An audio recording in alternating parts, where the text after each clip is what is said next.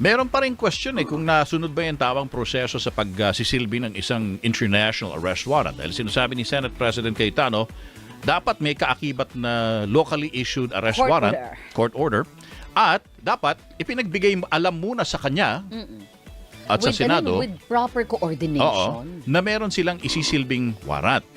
Are those two conditions required, Dean Mel? Hindi required yan, Tony. Bakit? Explain natin mabuti. Sige po. Kasi ito larangan ng international law. Sa international law, tinatanggap yung crime against humanity. Actually, ang crime against humanity pwedeng litisin kahit sa anumang bansa kung saan mahuli yung suspect. No? So, sa ating konstitusyon nakalagay, the Philippines accept the generally accepted principles of international law as part of the law of the land. Okay. So therefore, yung crime against humanity, tinatanggap na natin yon as part of our law of the land. Ngayon, in 2009, sila Senate President Juan Ponce Enrile, sila Miriam Defensor Santiago, gumawa ng batas para maging tulay doon sa crime against humanity. Ito yung Republic Act 9851.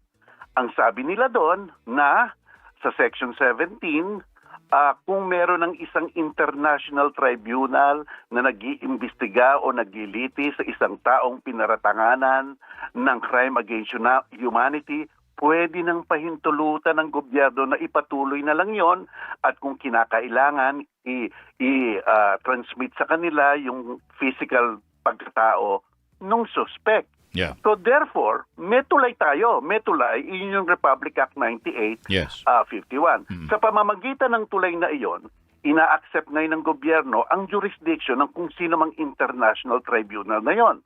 So pag-accept ng recognize ng international tribunal na yon, ina-accept rin natin ang mga proseso nila. Okay. So kaya itong ICC nagkaroon ng warrant of arrest, no? So therefore, acceptin natin yon. Sapagkat nakalagay rin nung nagtumiwalag tayo sa Rome Statute noong March 2019, may Artikulo 127. Ang sinasabi, bagamat ang isang bansa ay humiwalay sa Rome Statute, hindi ito makakatiwalag sa mga responsibilidad nila sa tratadong ito bago sila ay tumiwalag. Ayon sa mga kasong naihain na. So, ang naihain na kaso noon, yung kay Duterte. Opo. So, therefore, nakikita natin sa ICC, ang hangganan nila, March 2019 lang. So, yung mga proseso before that, meron tayong residual obligation na tumulong sa ICC. Yes. Kaya eto na yung warrant of arrest. Yes. So, ang tanong, kailangan pa ba tayong pumunta sa local court para kumuha pa ng isa? Hindi na kailangan sapagkat nire-recognize na natin yon. So iyon, kaya yung sinasabing dapat kumuha sa local court, redundancy lang yon. Hindi na kailangan yun. Okay, ngayon, so sinagot niyo yung isang punto ni Senator Cayetano. Pangalawang punto niya, bakit hindi mo na pinakita sa amin yung warrant of arrest? Para sana nagkaroon ng proper coordination. Dahil hindi namin nakita yon, hindi namin pwedeng ipasilbi yon kay Senator Bato. Ano sagot niyo? Alam mo ba, kahit nasa ating rules of court, sa pagdadakip ng isang tao, hindi mandandong pakita muna ang warrant of arrest. Sapagkat baka pumiglas baka umalis baka matakot. Diba? So ang sinasabi ng Korte ng ating rules of court, pwede mong dakipin. At saka pagkatapos, dalhin mo sa presinto o sabihan mo ng Miranda rights at pakita mo yung warrant of arrest. So therefore, para hindi chicken and egg to, may pahintulot ang ating rules of court kung sa atin nangyari na after the arrest, pwede mong pakita. So kung tutugma mo yan sa international, itong nangyari dito sa atin, pwede naman talaga. Ganito rin yan, Tony. Okay. Sa ating rules of court, basta't nasa loob ng isang pribadong residensya at mag-i-issue ka ng warrant of arrest, yun, tutok-tok ka muna. Kakatok muna. Okay. Mag-i-issue kami ng isang warrant of arrest. Correct. Kung hindi sila tutugon, pwedeng mag-exert ng force. Reasonable force. Yes. Konti para makuha yung dinadakip. Okay. Maihahambing ba natin ito sa sitwasyon dito? yung gusali, public place eh. Di ba? Sino ba may-ari niyan? Gobyerno. O kung hindi man may-ari gobyerno, nirerentahan ng gobyerno, ang taong bayan nagbabayad yan. Tsaka tandaan natin, hot pursuit yan. Ibig sabihin, malapit mo nang makuha yung suspect pagdating sa gate ng... Tinakbuhan ka nga eh. Oo. Titigil ka pa. Oo. Napaka-impractical naman yun. Kaya tayo, alam mo ba ang hot pursuit sa Pilipinas? Kahit walang warrant of arrest. Correct. Correct. So, ibig sabihin, maring sabihin yun ni Senator Cayetano, pero porket hindi mo ginawa yon, hindi ibig sabihin lumabag ka sa anumang alituntunin. Ito pa tanong ko, Dean Mel, ha? Sige, Tony. Ano yun? Meron ka nang ni-raise na valid point. Private residence, isisilbi yung warrant, kakato ka muna. Give notice, di ba, sa may-ari ng bahay na gusto mong pumasok. Pag hindi ka pinayagan, you can use reasonable force. Ito, public building. Meron bang karapatan yung opisyal na may opisina sa public building na yan para sabihin, teritoryo namin to, wala kayong jurisdiction dito, NBI, kasi kami ang merong hawak ng security dito, meron kaming sergeant at arms. Ano po ang sinasabi ng rules of court doon? Magandang punto yan. Magandang punto yan, Tony. Wala namang sinasabing exactly ang rules of court yan. Pero titignan mo ang konteksto nun. Una, naghahanap ka ng isang suspect. Pangalawa, nakita mo na. Pangatlo, patungo sa public place. Kung ikaw ang alagad ng batas, para siguro tanga ka na kung hindi mo hahabulin yon, di ba? At pang-apat, kahit na pumasok doon, dapat alam ng mga gwardiya doon ang sitwasyon. Hindi naman black and white eh. Dapat merong leeway ng konti para mahuli mo ang dapat hulihin. Diba? Hindi lahat ng intrusion mali. Kung may reasonable ground ka, lalo na hot pursuit, pwedeng payagan yun.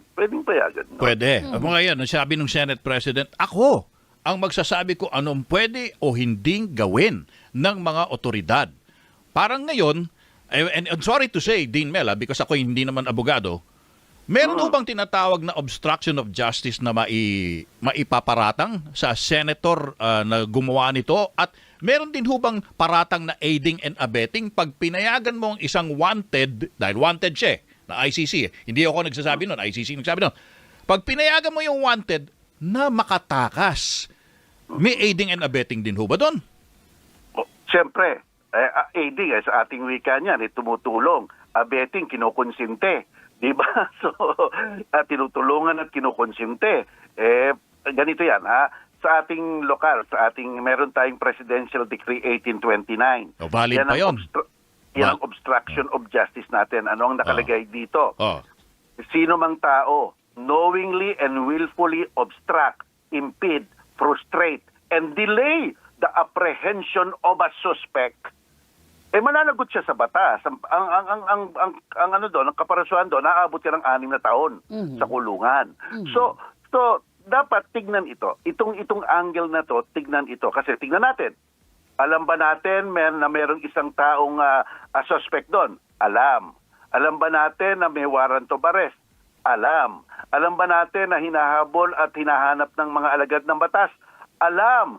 So kung alam na yon, di ba sa ating departamento ng gobyerno, may executive, may legislative, at may judiciary. Ang legislative gumagawa ng batas at nag-i-impeach. Ang executive ang nag-execute ng mga peace and order. So sa larangan ng peace and order, domain nila iyon. Dapat nirespeto nila yon. But then again din, sasabihin nila na hindi naman siya detained dito sa amin. We are giving him the protective custody. We are not detaining him, meaning he is free to come and go as he pleases. Yun ang point of view nila. Okay. Diba? Pwede nila sabihin yung attorney eh. Ang gandang, ayoko sabihin magandang punto. Maling punto yon. Sapagkat una, ang alam naman natin na ang pagkakanlong sa isang fugitive from justice, iyon nga hindi pwede yun. Ano yun? Accessory to the crime yun. Kung sa ating revised penal code, kung tinago mo at tinulungan mo na itago yung suspected, isang uri rin yun ng obstruction of justice. Number 1. Number 2, okay, protective custody. Saan nyo naman nakuha yan? Wala naman sa ating konstitusyon at sa ating batas na ang sino mang huhulihin ay dapat may warrant of arrest maliban na lamang kung dineklara ng Senado na protective custody. Wala namang ganun eh. Basta sinabi ng batas, aarestuhin ka kung may warrant of arrest. If the law does not distinguish, we should not distinguish. Yes, diba? yes, Diba? oo. Napaka-straightforward ng batas eh. Oo. Ayan. Pero ang problema ito, Dean Mel, parang ang nangyari, no, parang wag na lang magkagulo, umatras yung NBI eh. Hindi nila in-insist yung legal authority nila to serve a warrant. So meron ho bang kapabayaan or how do you call it?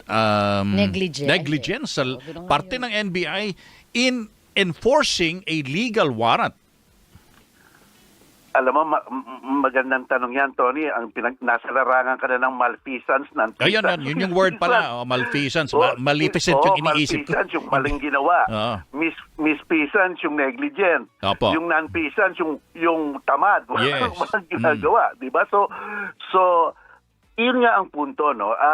Siguro, pwedeng bigyan ng leeway. Pwedeng bigyan ng leeway para hindi lang kasi magkaroon ng gulo kasi Correct. may tensyon na kagabi. Opo. Pero sa larangan ng pagpapatupad ng batas, hindi mo na ninegotiate ang isang huli mong may warrant of arrest, may suspect. Yeah. Kasi trabaho iyan. Correct. Trabaho iyan ng alagad ng batas, di ba? Dapat ang sabihin, ang nasabi niya siguro, ewan ko lang, dapat sana nasabi niya, Mr. President, Senator, okay, mag-negotiate tayo. Pero ang level ng negotiation natin, kung papaano yung isusuko yan sa amin. Yeah. pero Kasi trabaho namin yan eh. Yun na nga. Baka non-peasants kami. Hindi nga nila tinupad din trabaho nila dahil sabi nila parang nagbigay sila ng puwang sa Senado na Dahil pinalis din sila. Pero Who's gonna call them out dito, Dean? Alam mo ha, kung ang tinitimbang natin ganito, Oo. sino magbibigay ng respeto sa isa't isa? Sino ang dapat bigyan mong respeto sino ang mananaig na respetong bibigyan? Sino dapat? kasi ang NBI. Sapagkat ini-explain ko, sa ating may dispersal of function sa ating gobyerno. Ang judge naghuhusga. Okay. Ang legislature gumagawa ng batas at nag-i-impeach. Opo. At ang executive, peace and order. Kaya kung alam lang natin ang ating mga trabaho at ang ating mga domain, alam dapat ng legislature, yun ang kanilang function. Yes. Kaya as between their function and our function na ngayon, wala naman tayong ginagawa. Dapat nating galangin yun.